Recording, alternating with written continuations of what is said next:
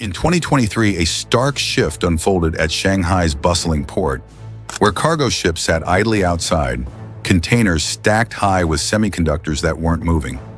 Inside a nearby customs warehouse, an official placed a red stamp on a shipment manifest, "Rejected." It was a symbolic gesture, but it carried monumental implications.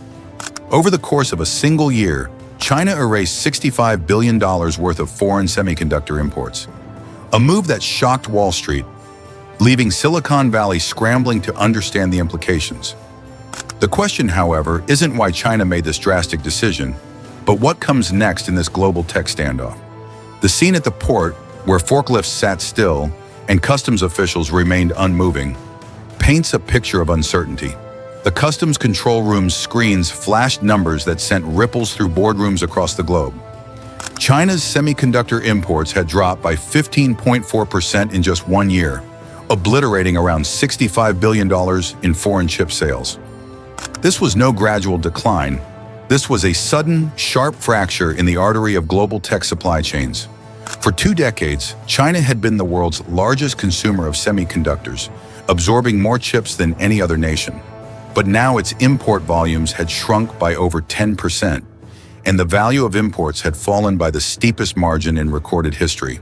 By the end of 2023, imports plummeted nearly 20%, dropping to $252.9 billion.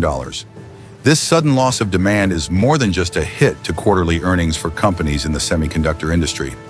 It fundamentally disrupts the global supply chain. Major companies like Intel, Qualcomm, Nvidia, and Samsung reported weaker revenues tied to China, highlighting the direct impact on their bottom lines. In 2021, China accounted for more than a third of global semiconductor sales, but this link is rapidly weakening. Yet, instead of responding to the decline with an urgent surge in spending to shore up its position, China is doing the opposite. It is cutting back on its purchases of chip-making equipment. Industry experts predict a 6% decrease in equipment investments for 2025, which would reduce China's global market share in the sector from 40% to just 20%. At first glance, this retreat seems counterintuitive for a country that is striving to gain technological independence. However, there is more to this strategy than meets the eye.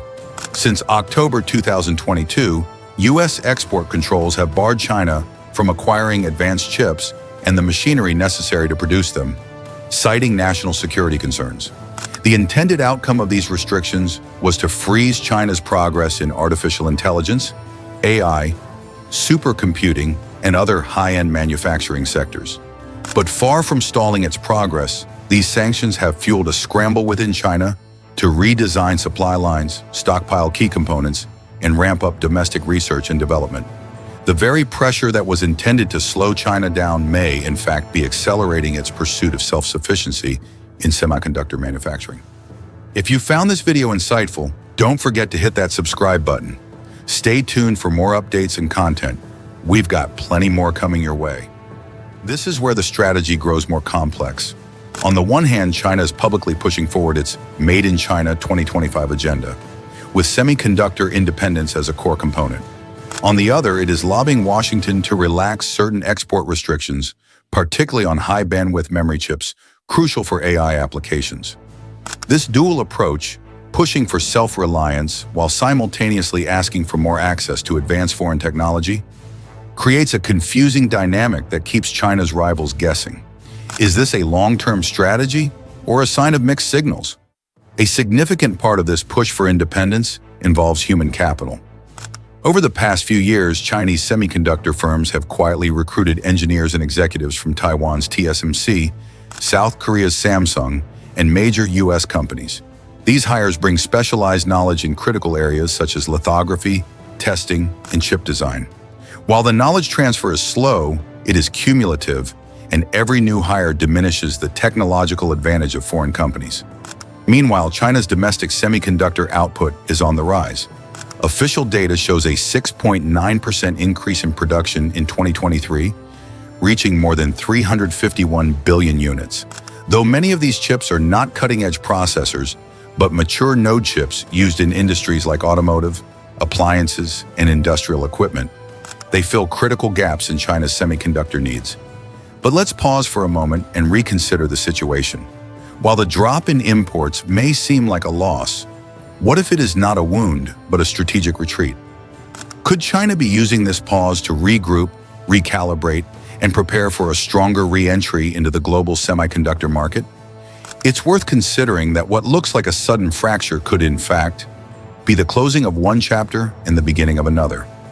A few months after the steepest import decline in history, new data shows a surge in semiconductor imports for early 2024, with a 10.4% increase in year-on-year figures.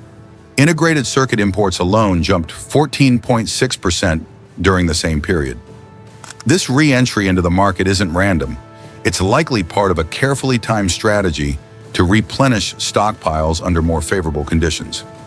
For foreign semiconductor suppliers, the volatility is a harsh reality. Nvidia, for example, saw its revenue from China drop dramatically, from 66% of its total sales to just 21% in the span of a year. Taiwan's TSMC also reported a 4.5% decline in China-linked sales in 2023. These losses are forcing these companies to diversify their markets or risk becoming too exposed to China's unpredictable policy changes. However, in critical areas, China remains dependent on foreign suppliers. For example, it still lacks domestic alternatives to high-end lithography machines from ASML, advanced etching tools from Lam Research, and specific semiconductor testing systems. While domestic suppliers like Nora and AMEC are making strides, they still meet less than 20% of China's demand in some categories. Meanwhile, the US and its allies continue to tighten export controls on semiconductor manufacturing tools. Yet the battle is expanding beyond hardware. A quieter but no less critical race is unfolding in the realm of software. Electronic design automation EDA tools, which are essential for chip design, are dominated by US firms like Synopsys and Cadence. In 2024, despite sanctions, China imported over $1.8 billion worth of EDA software, often funneled through subsidiaries in Singapore and the UAE. China is responding with heavy state investment in domestic EDA firms like Empyrean Technology, which has tripled its R&D budget in just 18 months.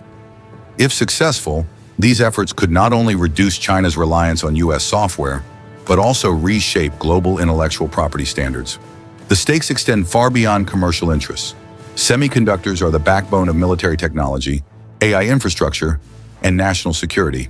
For Beijing, reducing reliance on foreign chips is not just an economic goal, but a strategic move to safeguard critical systems from external pressures.